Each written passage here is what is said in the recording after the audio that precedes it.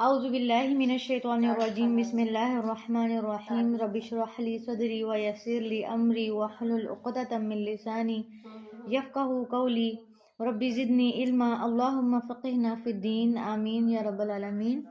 جی سورۃ البقرہ آیت نمبر 120 تک کل ہم نے پڑھ لیا تھا۔ کل کے لیسن کا تھوڑا سا ریکیپ کرتے ہیں پھر آگے چلتے ہیں۔ جی کل کے ریکیپ کے حوالے سے کوئی بات شیئر کرنا چاہیں گے؟ کل ہم نے کیا باتیں پڑھی تھیں؟ اللہ تعالیٰ کو پاؤ گے، ٹھیک ہے، یعنی اپنی نیتوں کو اللہ کے لیے خالص کر لو۔ دوسرا یہ جو آپ نے مسجد کی بات کی، کہ مسجد کی خرابی کی کوشش نہ کرو، مسجد کو فزیکلی یا اس کے مقصد کے طور پہ خراب نہ کرو۔ تو یہاں سے ہمیں پتہ چلتا ہے کہ مسجد بنانے کا مقصد کیا ہونا چاہیے، ٹھیک ہے، اللہ تعالیٰ کا ذکر بلند کرنا۔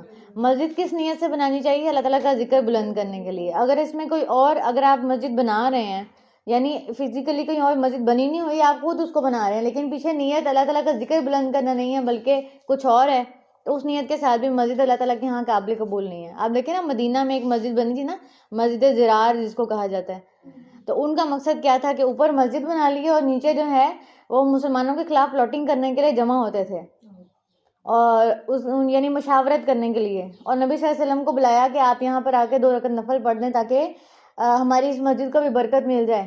اللہ تعالیٰ نے منع کر دیا کہ نہیں، آپ اس میں جا کے نماز نہیں پڑھیں گے، اور پھر حضرت علی کے ذریعے نبی صلی اللہ علیہ وسلم نے اس مسجد کو گروانے کا حکم دے دیا کہ جا کے گرائیں اس مسجد کو، کیونکہ اللہ تعالیٰ نے اس کا راز کھول دیا نا۔ تو آپ دیکھیں کہ آج بھی کئی ایسے لوگ ہیں جو اوپر تو مسجد بناتے ہیں لیکن اس کے اندر کچھ اور ان کے مقاصد ہوتے ہیں۔ تو اللہ تعالیٰ کہہ رہے ہیں کہ ایسے لوگوں کو تو چاہیے کہ وہ مسجد میں ڈرتے ہوئے داخل ہوں، اور لٹرلی بھی کچھ لوگ مسجد کی خرابی کی کوشش کرتے ہیں۔ آپ دیکھیں کہ بم بلاسٹ کرنا اور اس طرح کے کام کرنا جس سے مسجدیں ویران ہو جائیں، لوگ مسجدوں میں آنے سے ڈریں، تو یہ بھی مسجدوں کی خرابی کی وجہ ہے۔ جی اسلام آباد میں ریسنٹلی ہوا ہے۔ تو اللہ تعالیٰ کیا کہہ رہے ہیں کہ اس سے بڑا ظالم کون ہوگا جو اللہ کی مسجدوں میں اللہ کا ذکر کرنے سے روکے۔ ان کو تو چاہیے تھا کہ وہ اس مسجد میں ڈرتے ہوئے داخل ہوں، یعنی ان کو خدا کا خوف بالکل نکل گیا تو یہ کام ہو رہے ہیں نا۔ تو پھر اللہ تعالیٰ ان کو ظالم کہہ رہے ہیں، اور ایسے ظالموں کے لیے اللہ کہہ رہے ہیں لہم فی الدنیا خزی ولہم فی الآخرۃ عذاب عظیم، تو ان کے لیے دنیا میں بھی رسوائی ہے۔ پھر ہم نے کل کیا پڑھا تھا کہ انہوں نے اللہ کے لیے بیٹا تجویز کر لیا تھا۔ اللہ تعالیٰ کیا کہتے ہیں کہ اللہ کو اولاد کی ضرورت ہے؟ کیوں نہیں ضرورت اللہ کو؟ اللہ سے پاک ہے۔ اور اولاد کی ضرورت کس کو ہوتی ہے؟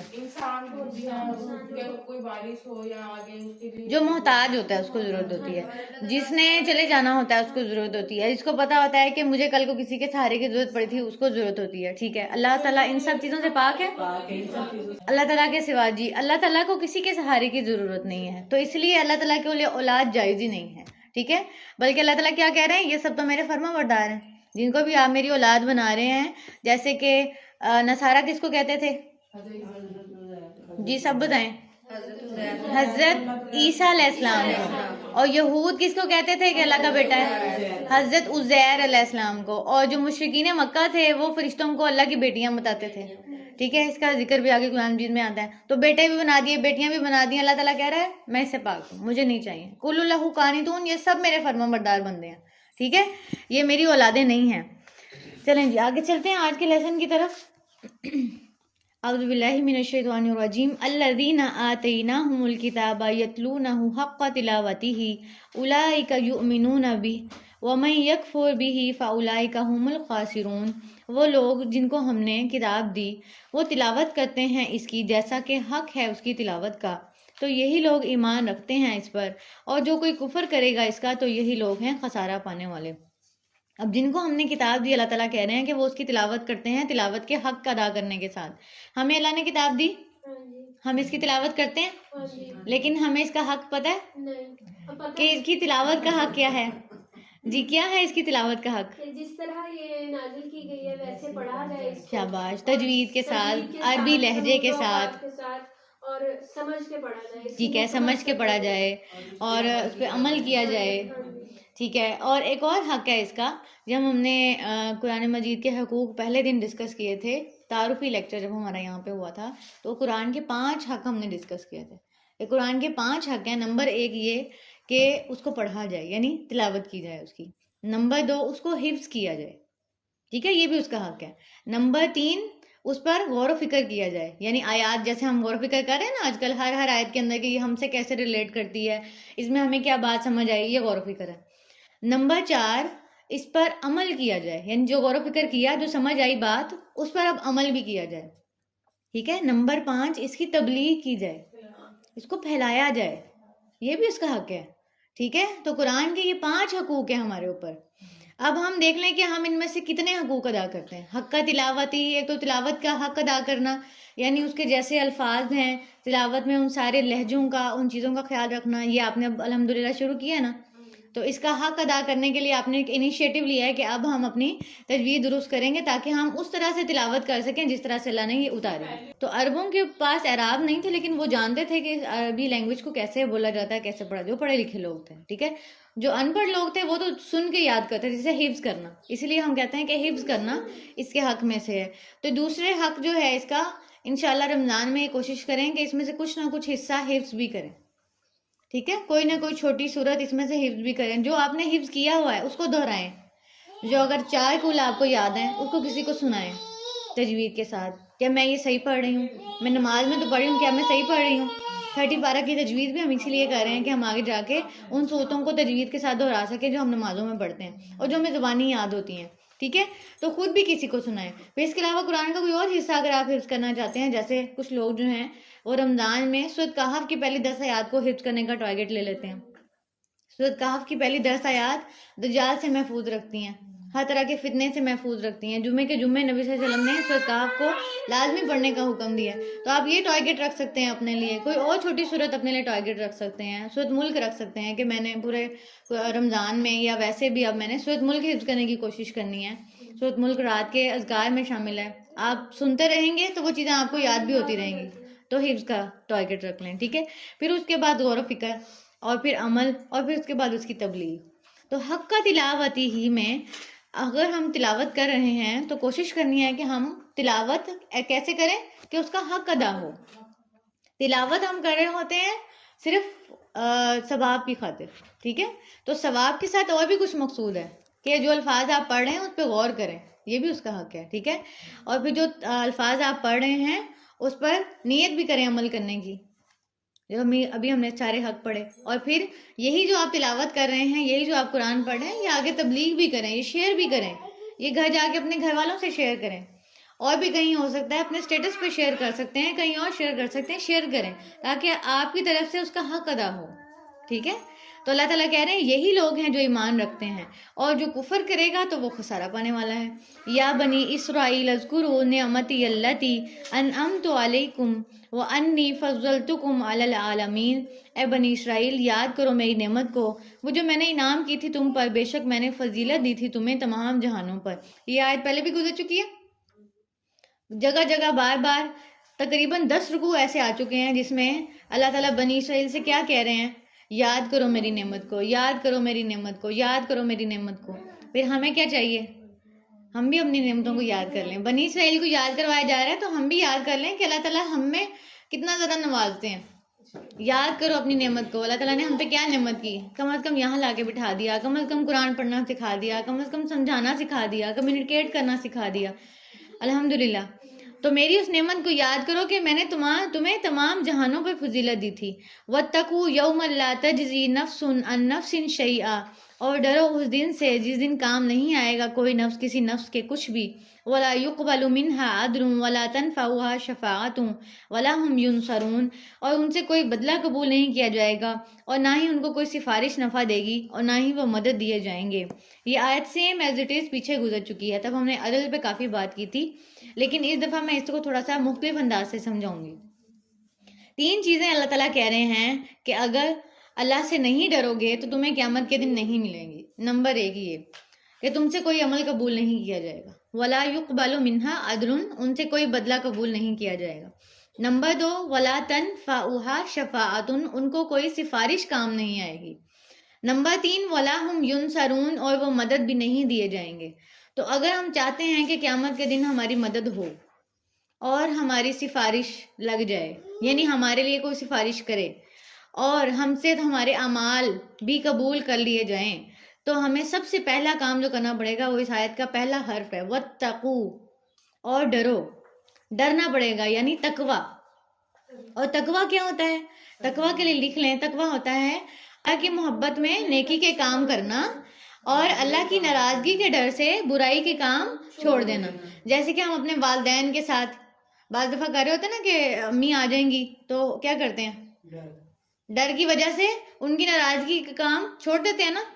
یا کوئی بھی ایسا شخص جس سے ہم محبت رکھتے ہیں, کیا ہم اس کی ناراضگی کے ڈر سے کہ ناراض ہو جائے گا وہ کام چھوڑ نہیں دیتے جو اس کو پسند نہیں ہوتے, چھوڑ دیتے ہیں نا. اور اس کی محبت میں وہ کام کر رہے ہوتے ہیں نا جو اس کو پسند ہوتے ہیں. یا فار ایگزامپل اس کا پسندیدہ کپڑا یا اس کا پسندیدہ کھانا, یہ بھی ہمیں بڑا پسند آیا ہوتا ہے کہ اس کو پسند ہے, اب میں یہ بناتی ہوں, اپنے بچوں کے لیے بنا رہے ہوتے ہیں, اس کو پسند ہے, اب یہ اس کی محبت میں کر رہے ہوتے ہیں نا.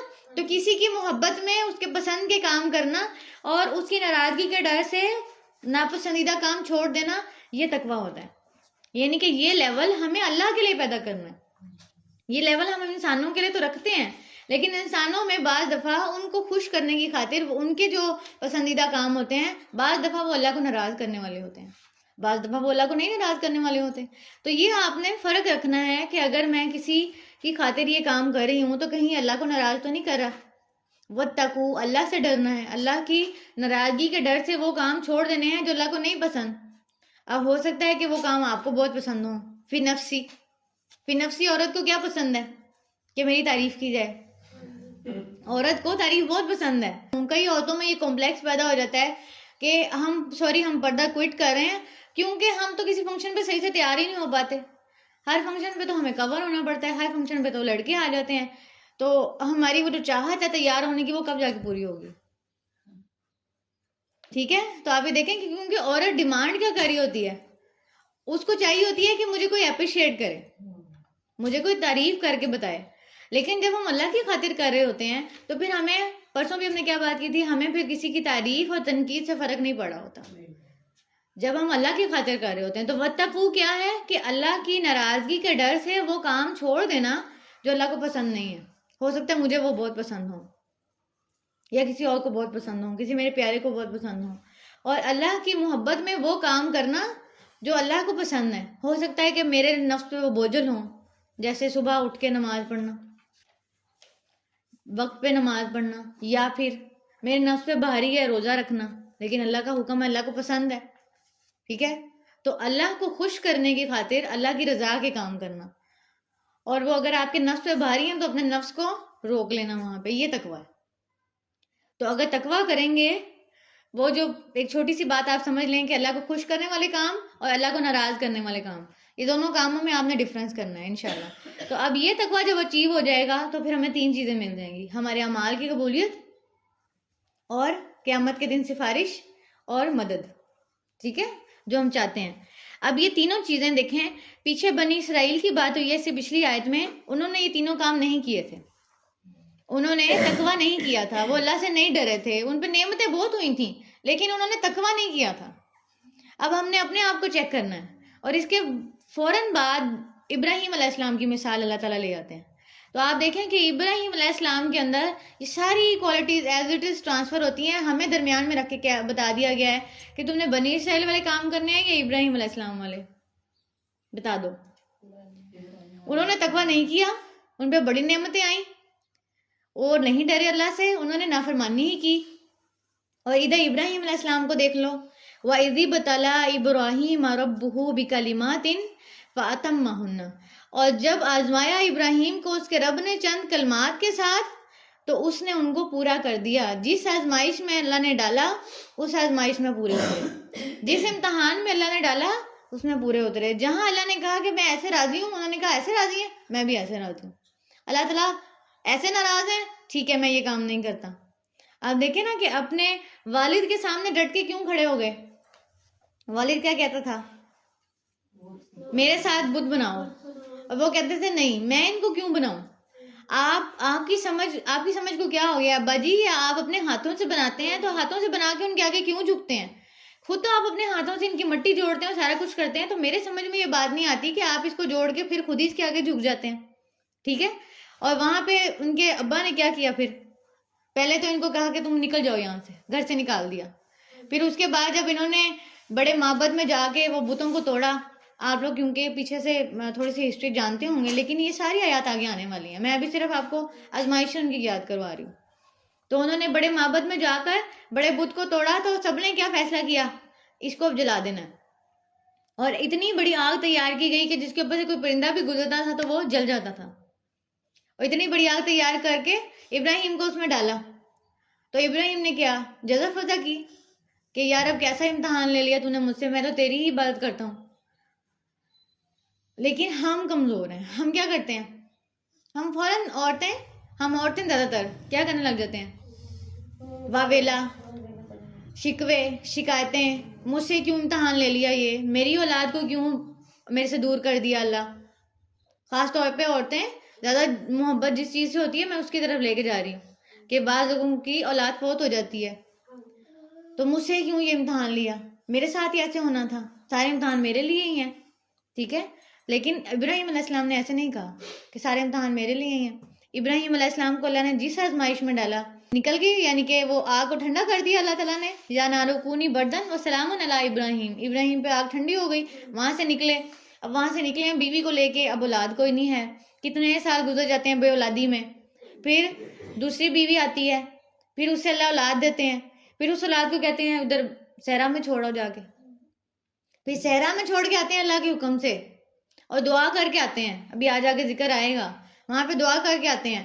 پھر واپس آتے ہیں, پھر کیا ہوتا ہے, دوسری اولاد ملتی ہے, اسحاق علیہ السلام ملتے ہیں 13 سال بعد اسی بیوی سے جو کیا تھی, بانج تھی, اس بانج سے اولاد ملتی ہے, بانج عورت سے. تو یہاں دیکھیں کہ اوپر بات ہوئی نا کہ میری نعمت کو یاد کرو, تو ابراہیم علیہ السلام پھر کیا کرتے ہیں, شکوے شکایتیں کرنے کے بجائے نعمتوں کو یاد رکھتے ہیں کہ یہ دی بھی تو ہے نا اللہ نے, یہ عطا بھی تو کیا نا. پھر واپس آتے ہیں, پھر اس بچے کے ساتھ مل کے اللہ کا گھر بناتے ہیں. پھر حکم آ جاتا ہے اب اس کو ذبح کرو. وہ کہتا ہے نا کہ اللہ نے ہی دیا ہے, اللہ کی طرف واپس لوٹ کے جانا ہے. تو اس کی بہترین مثال جو ہے وہ ابراہیم علیہ السلام کے پاس ہے. ہم کہتے تو ہیں کہ اللہ کی طرف سے ہم آئے ہیں, لیکن جب اللہ کی طرف لوٹ کے جانا ہوتا ہے تو ہمیں کیا ہو رہا ہوتا ہے, بہت مشکل لگ رہا ہوتا ہے. حالانکہ مومن کے لیے یہ دنیا قید خانہ ہے, اس کو تو اس چیز پہ ہم تو کہتے ہیں نا کہ او ہو مرنے کی بات بھی نہ کرو, کیسی باتیں کر رہے ہو, چھوڑو ان باتوں کو, کیوں بھائی ڈسکس کرو, تاکہ ذہن بیدار ہو کہ جانا ہے, واپس جانا ہے اللہ کے پاس. موت کو یاد رکھو, ایسی باتوں سے گھبرا کے اور چپ نہ کروا دیں بچوں کو اور خود بھی چپ نہ ہو جائیں. بتائیں کہ میں چلی گئی دنیا سے, تم نے کیا کرنا ہے, تم نے اپنے آپ کو کیسے مینج کرنا ہے, یہ ذہنی طور پہ تیار کریں ان کو. اچھا جی, پھر کیا ہوا, قال انی جاعلک للناس اماما, اور جب انہوں نے سارے امتحان پورے کر دیے تو اللہ تعالیٰ نے کیا فرمایا کہ میں تمہیں تمام لوگوں کے لیے, جہان والوں کے لیے امام بنانے والا ہوں. قال ومن ذریتی, ابراہیم علیہ السلام کہتے اللہ تعالیٰ میری اولاد میں سے. قال لا ینال عہد الظالمین. اب دیکھیں ہر بندے کو سب سے پہلے اپنی اولاد ہی یاد آتی ہے. ابراہیم علیہ السلام بھی کیا کہتے ہیں, اللہ تعالیٰ مجھے تو امام بنایا, میری اولاد کو بھی بنائیں گے. اللہ تعالیٰ کہہ رہے ہیں بناؤں گا, لیکن ان کو نہیں بناؤں گا جنہوں نے اپنے اوپر خود ظلم کیا ہوگا, جو ظالم بن جائیں گے. تو میرا وعدہ ظالموں کے لیے نہیں ہے. تو ہم سب ان کی اولاد ہیں, ہم سب ابراہیم علیہ السلام کی اولاد ہیں. تو اگر ہم امام بننا چاہتے ہیں تو ہمیں کیا کرنا پڑے گا, اپنے آپ کو ظلم سے نکالنا پڑے گا. اللہ تعالیٰ کہہ رہے ہیں کہ میرا وعدہ ظالموں کے لیے نہیں ہے. ٹھیک ہے, تو ظلم کیا کیا کرتے ہیں ہم, سب سے پہلے تو شرک سب سے بڑا ظلم ہے. اور پھر انسانوں کے حق میں کمی کرتے ہیں. ظلم کہتے ہیں کسی کے حق میں کمی کرنا, اللہ کے حق میں کمی کرنا یا انسانوں کے حق میں کمی کرنا. تو ظلم ہے کسی کے حق میں کمی کرنا. تو جو جس کا حق ہے اس کو حق نہیں دے رہے تو وہ شخص ظالم بن جائے گا. ٹھیک ہے, وَإِذْ جَعَلْنَا الْبَيْتَ مَثَابَةً لِلنَّاسِ وَأَمْنًا, اور جب ہم نے بنایا بیت اللہ کو لوٹنے کی جگہ یا مرکز لوگوں کے لیے اور امن کی جگہ. اب آپ دیکھیں کہ وہاں جب بیت اللہ نہیں تھا تو وہاں پہ کیا تھا, صرف صحرا تھا, لیکن اللہ تعالیٰ نے وہاں پہ بیت اللہ بنا کے اس صحرا کو کیا کر دیا, امن کی جگہ بنا دیا اور لوٹنے کی جگہ بنا دیا. جو لوگ وہاں جاتے ہیں, کیا ایسا ہوا ہے کبھی کہ وہ دوبارہ جانے کی آرزو نہ کریں, بلکہ کیا کرتے ہیں, اللہ پھر جائیں, اللہ پھر جائیں, اللہ پھر جائیں. تو اللہ تعالیٰ کہہ رہے ہیں لوٹنے کی جگہ بنا دیا, یعنی بار بار ایک بندہ کہے میں بار بار جاؤں, بار بار جاؤں. ٹھیک ہے, کبھی ایسا ہوا ہے کہ آپ کہیں کہ جی کسی فلاں ہل اسٹیشن پہ آپ چلے گئے ہیں اور آپ کا بار بار وہاں جانے کو دل کرے, آج چلیں, ہو سکتا ہے سیکنڈ ٹائم آپ چلے جائیں, تھرڈ ٹائم آپ اپنے کسی دوست کے ساتھ چل جائیں, اس سے نیکسٹ ٹائم وہ کہیں گے نا یار دیکھی ہوئی ہے, بس کرو کہیں اور چلو, کہتے ہیں نا. لیکن اللہ کے گھر میں کبھی آپ نے کہا ہے کہ دیکھا ہوا ہے بس ٹھیک ہے کہیں اور چلو, نہیں. آپ ہر دفعہ کہتے ہیں کہ جتنی دفعہ بھی جاؤں اتنی دفعہ پھر واپس جاؤں. ٹھیک ہے. تو اللہ نے کیسے اس کو لوٹنے کی جگہ بنا دیا اور امن کی جگہ بنا دیا. وَاتَّخِذُوا مِن مَقَامِ إِبْرَاهِيمَ مُصَلَّى، اور مقام ابراہیم کو جائے نماز بنا لو. یعنی مقام ابراہیم وہ پتھر ہے جس پر کھڑے ہو کے ابراہیم علیہ السلام نے کعبہ کو تعمیر کیا تھا. تو اللہ نے ان کو کیسی عزت بخشی اس کے ساتھ ہی کہ اس پتھر کے اندر ان کے پاؤں کے نشان پہ وسط ہو گئے، اور وہ ابھی تک حرم کے صحن میں موجود ہے. اور مصلی بنانے کا مطلب ہے کہ وہاں پہ 2 رکعت نفل ادا کرنا. اور اگر صحن میں کہیں جگہ نہیں ہے تو آپ مسجد کے کسی اور حصے میں بھی ادا کر سکتے ہیں. نیت جو ہے وہ مقام ابراہیم کے نوافل کی ہونی چاہیے. جی. وَعَهِدْنَا إِلَىٰ إِبْرَاهِيمَ وَإِسْمَاعِيلَ، اور ہم نے وصیت کی ابراہیم کو اور اسماعیل کو، أَن طَهِّرَ بَيْتِيَ، کہ وہ دونوں پاک رکھیں میرے گھر کو، لِلطَّوَّافِينَ طواف کرنے والوں کے لیے، وَالْعَاكِفِينَ اور اعتکاف کرنے والوں کے لیے، وَالرُّكَّعِ السُّجُودَ اور رکوع کرنے والوں کے لیے اور سجدہ کرنے والوں کے لیے. اب مسجد جو ہوتی ہے وہ کن چیزوں کے لیے ہوتی ہے؟ طواف کرنے کے لیے، اعتکاف کرنے کے لیے، رکوع کرنے کے لیے، سجدہ کرنے کے لیے. رکوع کا سجدہ کا مطلب ہے نوافل نمازیں. ٹھیک ہے. تو مسجد میں اللہ کا ذکر بلند کرنا، جو ہم پیچھے بات کر رہے تھے کہ جہاں پہ وہ مسجد میں اللہ کا ذکر بلند نہیں کرتے، تو مسجد کن چیزوں کے لیے ہوتی ہے؟ پھر عبادت کے ان سارے کاموں کے لیے ہوتی ہے. ٹھیک ہے. تو اللہ تعالیٰ نے حکم دیا ابراہیم اور اسماعیل کو کہ وہ کیا کریں؟ مسجد کی صفائی کریں. جی. اپنے نبیوں کو حکم دے کے کیا کہا جا رہا ہے؟ مسجد کی صفائی. یہاں پہ کسی کو مسجد کی صفائی کے لیے کہہ رہے ہیں تو کہتے ہیں ہم جمع دار لگتے ہیں آپ کو. تو ابراہیم اور اسماعیل کو کہا جا رہا ہے کہ تم دونوں میرے گھر کو صاف رکھو. یعنی نبی ہو لیکن تمہاری ڈیوٹی کیا ہے؟ میرے گھر کو صاف رکھنا. اور اسی پہ آپ دیکھیں کہ مسجد حرام میں آج بھی صفائی کا کتنا خیال رکھا جاتا ہے. اور مسجد حرام میں صرف رکھنا ہے، باقی مسجدوں میں نہیں. ہم جب کسی مسجد میں جاتے ہیں تو ہمارا کیا رویہ ہوتا ہے؟ اپنے ٹشو بھی وہیں چھوڑ کے اٹھ جاتے ہیں. تو دیکھا کریں پہلے کہ جب ہم اٹھتے ہیں تو پیچھے کوئی گن تو نہیں چھوڑ کے جا رہے، کہیں نماز پڑھنے جا رہے ہیں، تراویح پڑھنے جا رہے ہیں، تو وہاں پہ صفوں کو درست کر دیں. جب سب لوگ تراویح پڑھ کے نکل جائیں وہاں پہ تھوڑی سی اگر صفائی ہونے والی ہے، لوگ گن ڈال کے چلے گئے ہیں، تھوڑی سی اس کا اویئرنیس پیدا کریں کہ مسجد اللہ کا گھر ہے.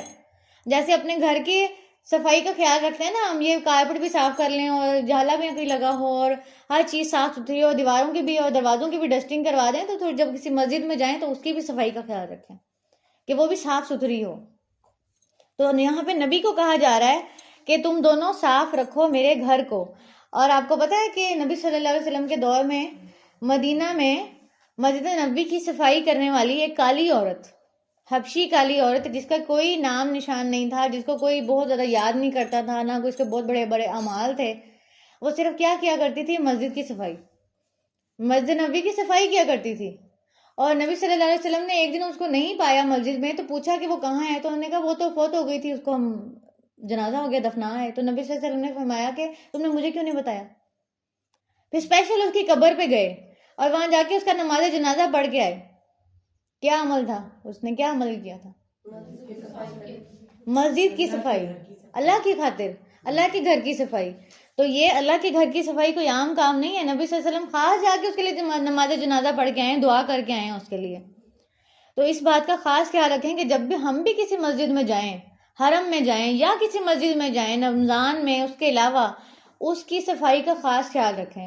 اپنی طرف سے تو کوئی گند نہ چھوڑ کے، اگر کوئی چھوڑ کے چلا گیا وہ بھی اٹھا کے آپ ویسٹ میں ڈال دیں. وَإِذْ قَالَ إِبْرَاهِيمُ رَبِّ اجْعَلْ هَٰذَا بَلَدًا آمِنًا، اور جب کہا ابراہیم نے اے میرے رب بنا دے اس شہر کو امن والا. اب جب یہ چھوڑ کے جا رہے ہیں نا اپنے بچے کو وہاں پر، وہ یاد ہے نا آپ کو کہ ابراہیم علیہ السلام کو حکم دیا تھا اللہ تعالیٰ نے کہ اسماعیل کو کیا کرو؟ ان کی ماں کے ساتھ وادی میں چھوڑو. اب جب جا رہے ہیں تو کیونکہ باپ ہیں، اللہ کا حکم تو ہے لیکن باپ بھی ہیں، شوہر بھی ہیں، تو کیا دعا کر رہے ہیں کہ اے میرے رب اس شہر کو امن والا بنا دے. وَارْزُقْ أَهْلَهُ، اور اس کے رہنے والوں کو رزق دے، مِنَ الثَّمَرَاتِ پھلوں میں سے، مَنْ آمَنَ مِنْهُمْ جو ایمان لائے ان میں سے تجھ پر، وَالْيَوْمِ الْآخِرِ اور آخری دن پر. اب یہ دعا کر کے جا رہے ہیں عاجزی کے ساتھ، فرما برداری کے ساتھ. لیکن آپ یہ دیکھیں کہ اللہ تعالیٰ کیا کہہ رہے ہیں؟ قَالَ وَمَنْ كَفَرَ فَأُمَتِّعُهُ قَلِيلًا، فرمایا اللہ تعالیٰ نے کہ جس نے کفر کیا میں اس کو بھی دوں گا تھوڑا سا. یعنی انہوں نے کیا دعا کی تھی کہ اللہ تعالیٰ تو اس شہر کو امن والا بنا دے اور اس کے رہنے والوں کو رزق دے پھلوں میں سے، اور ان کو دے من آمن منہم جو تجھ پر ایمان لاتے ہیں اور یوم آخرت پر ایمان لاتے ہیں. اللہ تعالیٰ کہہ رہے ہیں کہ صرف جو ایمان لانے والے میں ان کو نہیں دوں گا، جو کفر کرے گا دوں گا میں ان کو بھی. آپ دیکھیں اس دنیا میں کیا صرف ایمان والوں کو رزق مل رہا ہے؟ سب کو مل رہا ہے نا. سب مخلوق میں ایک جیسا بڑھتا ہے. تو اللہ تعالیٰ کیا کہہ رہے ہیں کہ میں ان کو بھی تھوڑا سا دوں گا دنیا میں تو ان کو ملے گا.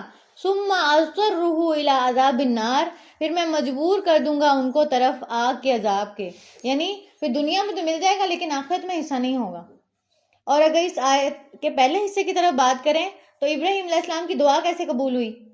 اس شہر کو امن والا بنا دیا اللہ نے، اس بیابان وادی کو، اور کیسا پھلوں میں سے رزق دیا کہ ہر مہینے ہر طرح کا پھل اویلیبل ہے وہاں پہ. جو نہیں بھی موسم بے موسم پھل بھی وہاں پہ اویلیبل ہے، جو آپ نے کبھی نہیں دیکھا وہ پھل بھی وہاں اویلیبل ہے. اور پھر ایک اور چیز اس آیت میں سے دیکھیں، وَرْزُقْ أَهْلَهُ مِنَ الثَّمَرَاتِ، یہ پھلوں کی بات ہی کیوں کی اور رزق کی بات ہی کیوں کی؟ کیونکہ دیکھیں نا آبادی کہاں ہوگی؟ جہاں کچھ اگتا ہوگا، کچھ رزق ملتا ہوگا. اب وہ مکہ تو ایسی وادی تھی کہ جہاں پر صرف اور صرف ریت تھی، وہاں پہ کچھ اگتا نہیں تھا. تو یہ انہوں نے ود ان نو میننگ، جہاں پہ کوئی اسباب نہیں نظر آ رہے وہاں پہ ایسی دعا کرنا. ہماری دعائیں کس کے تابع ہوتی ہیں؟ اسباب کے تابع. ہمیں جب کوئی سبب نظر آتا ہے نا پھر ہم کہتے ہیں یا اللہ یہ کر دے. جیسے آپ میں سے کوئی دعا کرے کہ یا اللہ تعالیٰ مجھے عمرے پہ بلا لے، مجھے حج پہ بلا لے، ساتھ ہی اپنی جیب کو دیکھے. نہیں، اللہ تعالیٰ اسباب کے تابع نہیں ہے. آپ اللہ سے مانگیں. ابراہیم علیہ السلام نے یہ نہیں کہا کہ یہ صحرا ہے یہاں کیا اگے گا، نہیں، اسباب دیکھ کر دعا مانگی اللہ تعالیٰ ان کو رزق دے. پھر اللہ کے اوپر ہے وہ جہاں سے مرضی پورا کرے. اللہ نے پورا نہیں کیا، پھر کیا نا. اس صحرا میں ان کو ایسا ایسا پھل کھلایا، ایسا ایسا. آپ دیکھیں آج آپ جاتے ہیں تو آپ کہتے ہیں یہ تو ہمارے ملک میں بھی نہیں ہے جو یہاں پھل موجود ہے، حالانکہ آپ کا تو ملک زرخیز ہے، وہاں پہ تو سب کچھ اگ سکتا ہے، جو بیج آپ ڈالیں، جو مسالہ آپ چاہیں اگا سکتے ہیں. لیکن یہاں پہ بات ہو رہی ہے، اگر آپ اس آیت سے یہ سمجھیں کہ دعا مانگنے میں کبھی بھی اللہ تعالیٰ کے سامنے اسباب نہیں پیش کرنے چاہیے، اللہ سے مانگنا چاہیے. پھر وہ اس پہ قادر ہے کہ وہ اس کو کیسے پورا کرتا ہے. ٹھیک ہے، تو اللہ سے مانگا کریں کہ اللہ تعالیٰ مجھے عطا فرما، یہ عطا فرما، جو بھی آپ کے دل میں خواہش ہے اللہ کے آگے رکھیں، اللہ اس کے لیے خود ہی اسباب پیدا فرما دے گا. ٹھیک ہے، تو یہاں پہ یہ سیکھنے کی بات ہے. وَبِئْسَ الْمَصِيرُ، اور کتنی بری لوٹنے کی جگہ ہے کہ جس ابراہیم علیہ السلام نے اپنے ماننے والوں کے لیے اور اللہ کی عبادت کرنے والوں کے لیے دعا کی، تو اللہ تعالیٰ کہہ رہے ہیں کہ میں ان کو بھی رزق دوں گا جو نہیں مانیں گے، لیکن آخرت میں ان کو برے عذاب کی طرف لوٹنا پڑے گا، وہ بہت بری جگہ ہے.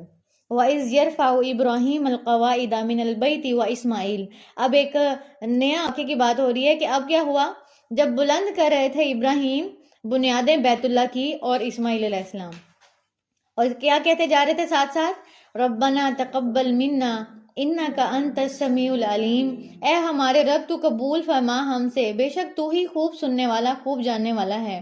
اب آپ دیکھیں کہ بیت اللہ شریف کی تعمیر کر رہے ہیں اور ساتھ ساتھ دعا مانگ رہے ہیں.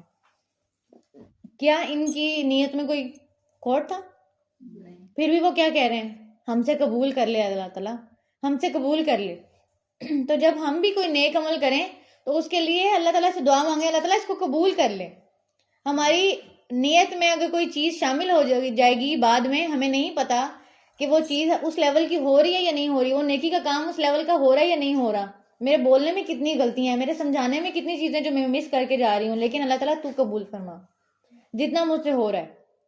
تو وہ بھی کیا کر رہے تھے، اپنی طرف سے کوشش کر رہے تھے اور ساتھ ساتھ دعا کر رہے تھے کہ اللہ تعالیٰ اس کو قبول کر لے، میری نیت میں کوئی ایسی چیز شامل نہ ہو جائے جو میرے عمل کو ضائع کر دے، تو قبول کر لے اس کو. انک انت السمیع العلیم ربنا وجعلنا، اور اے ہمارے رب بنا دے ہمیں مسلمین فرما بردار لکا اپنے لیے، ومن ذریاتنا اور ہماری اولاد میں سے امتن ایک امت مسلمتن فرما بردار لکا تیرے لیے، وارنا اور دکھا ہمیں مناسکنا ہماری عبادت کے طریقے، وتب علینا اور تو مہربان ہو جا ہم پر، انکا انت التواب الرحیم بے شک تو ہی بہت توبہ قبول کرنے والا نہایت رحم کرنے والا ہے. اب اس آیت سے کیا سمجھنے کی بات ہے، آپ دیکھیں سب سے پہلے انہوں نے اپنے آپ کو کہا ہے کہ اللہ تعالیٰ مجھے فرما بردار بنا دے اور میری اولاد کو فرما بردار بنا دے، اور ایک امت جو میری اٹھا ان کو بھی فرما بردار بنا دے، مسلمت اللہ اس کو بھی فرما بردار بنا دے. تو ہمیں کیا دعا کرنی چاہیے اللہ تعالیٰ سے؟ صرف اپنے لیے نہیں، اپنی اولادوں کے لیے، اپنی نسلوں کے لیے دعائیں مانگے. ٹھیک ہے، ابراہیم علیہ السلام نے صرف اپنے لیے نہیں دعا مانگی. تو جب ہم مانگیں تو ہم صرف اپنے تک محدود نہ رہیں، یا اللہ مجھے نیک بنا دے، اللہ مجھے، میری اولاد کو اور میری آنے والی نسلوں کو نیک بنا دے، اللہ مجھے اپنا گھر دکھا، میری اولاد کو اپنا گھر دکھا، میری آنے والی نسلوں کو اپنا گھر دکھا. جو بھی مانگیں اسی سینٹینس میں مانگیں، اللہ تعالیٰ مجھے، میری اولاد کو، میری نسلوں کو، کیونکہ انہوں نے کیا مانگا، مجھے فرما بردار بنا، میری اولاد کو فرما بردار بنا، اور ایک امت جو میرے بعد آئے اس کو بھی فرما بردار بنا. ٹھیک ہے، تو یہ چیز سیکھنے کی. اور دوسری چیز جو میں آپ کو ریلیٹ کر کے بتانا چاہوں گی کہ ابراہیم علیہ السلام جب کوئی کام کر رہے ہیں تو سب سے پہلے اللہ تعالیٰ سے دعا مانگ رہے ہیں، یا اللہ ایسے کر دے، یا اللہ ایسے کر دے، یا اللہ ایسے کر دے. پیچھے آپ نے بنی اسرائیل کو یاد کیا تھا، وہاں پہ وہ کیا کرتے تھے، یہ ایسے کیوں ہوا، یہ ایسے کیوں ہوا. اور وہ خود دعا کرتے تھے یا اپنے موسیٰ علیہ السلام کو کہتے تھے، وہ کہتے تھے موسیٰ اپنے رب سے دعا کرو، یہ موسیٰ اپنے رب سے دعا کرو پانی لا دے، موسیٰ اپنے رب سے دعا کرو ہمیں کھانا چاہیے، موسیٰ اپنے رب سے دعا کرو. یہ خود نہیں دعا کرتے تھے نا.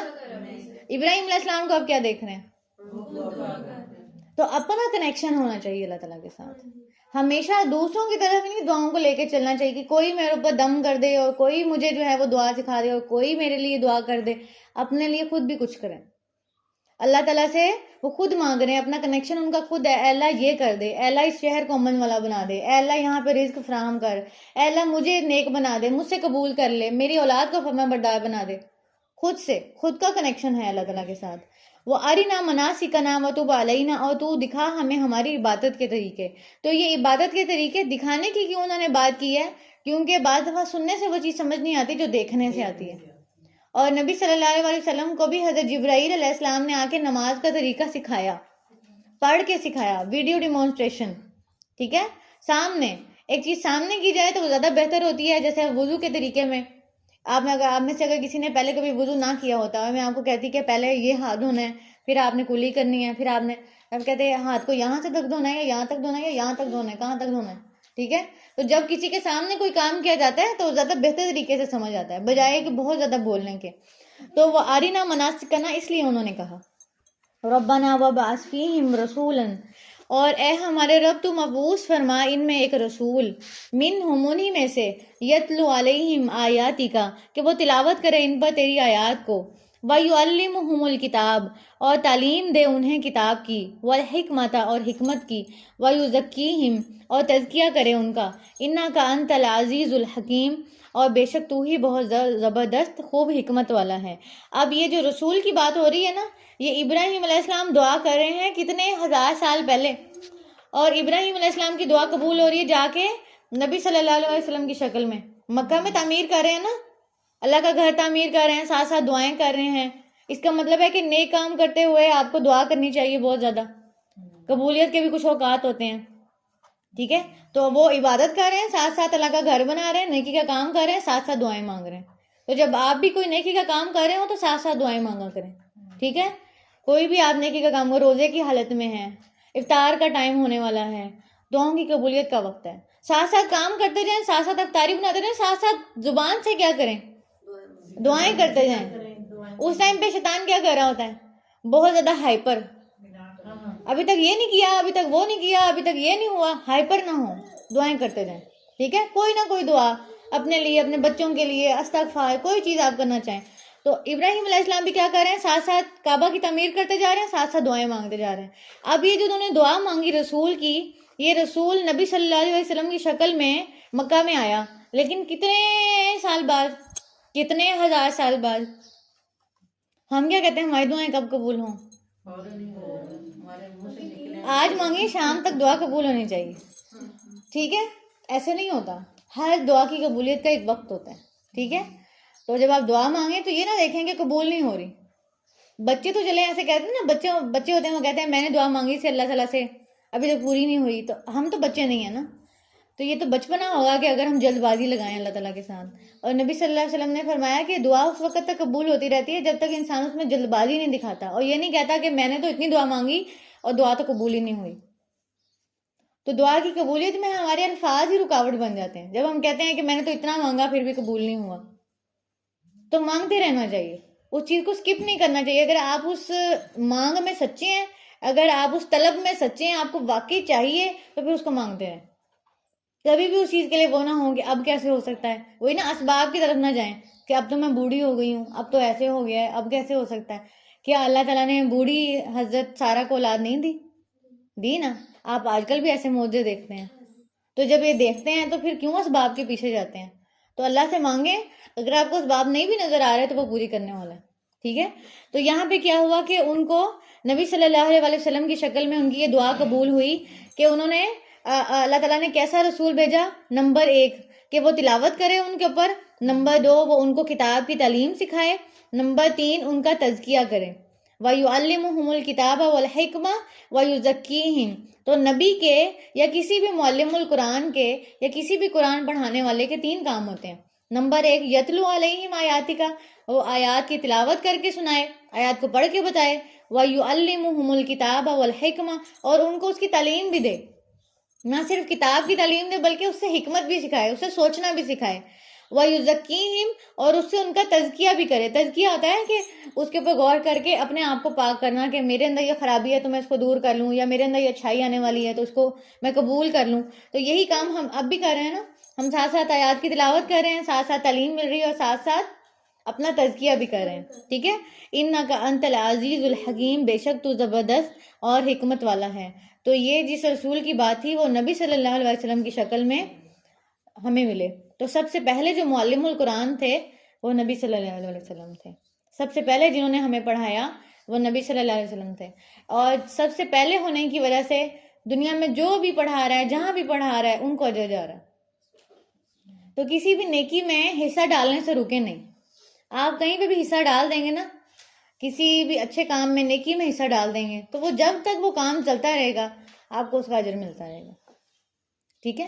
تو صدقہ جاریہ بنائیں اپنے لیے. دیکھیں نبی صلی اللہ علیہ وسلم نے اپنی ذات پہ بہت چیزیں برداشت کر کے دے دیا نا، تو اب دیکھیں اب ان کو مل رہا ہے.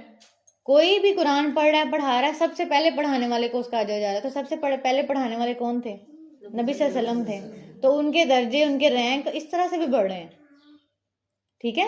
تو جب ہم اس دنیا سے چلے جاتے ہیں تو اللہ کے نبی نے فرمایا کہ 3 چیزیں رہ جاتی ہیں. انسان کا نامہ اعمال بند ہو جاتا ہے، لیکن 3 چیزیں ایسی ہیں جو اس کے نامہ اعمال میں داخل ہوتی رہتی ہیں. کیا؟ شاباش، نیک اولاد جو اس کے لیے دعائے مغفرت کرتی ہے یا کوئی نیک عمل کرتی ہے، وہ اپنے پیچھے اس اولاد کی تربیت کر کے جاتا ہے نا. نمبر 2 شاباش، وہ نفع مند علم جو وہ دنیا میں دے کے گیا ہے، اب اس کے جانے کے بعد لوگ پڑھ رہے ہیں، آگے پڑھا رہے ہیں، اس نفع مند علم کا اس کو اجر ملتا رہے گا، جیسے کہ ہم نے ابھی بات کی. نمبر 3 ایسا فائدہ مند کام، ایسا صدقہ جاریہ کا کام جس سے کسی کو فائدہ پہنچتا رہے، جیسے درخت لگا گئے، جیسے پانی کا کنواں کھدوا گئے، اب وہ کسی نہ کسی کے کام آ رہا ہے تو اس کو آپ کو اس کا اجر ملتا رہے گا. ٹھیک ہے. کہیں لائٹس کا انتظام کروا دیا، کہیں پہ پنکھے لگوا دیے کسی مسجد میں، وہ جو بھی آپ نیکی کا کام کریں گے تو وہ کیا ہوگا، وہ جب تک وہ کام ہوتا رہے گا، نمازی وہاں نماز پڑھتے رہیں گے، آپ کو اس کا اجر ملتا رہے گا. چاہے آپ نے 1 فٹ کی جگہ بھی صرف ڈونیٹ کیوں نہ کی ہو، 1 فٹ کے بھی پیسے کیوں نہ دیے ہوں، کہ اللہ تعالیٰ اس فٹ کو ہی مجھ سے قبول کر لے، میرے پاس اتنا ہی ہے. ٹھیک ہے. تو اللہ تعالیٰ نیت دیکھتا ہے. چلیں آج کا لیسن یہیں تک.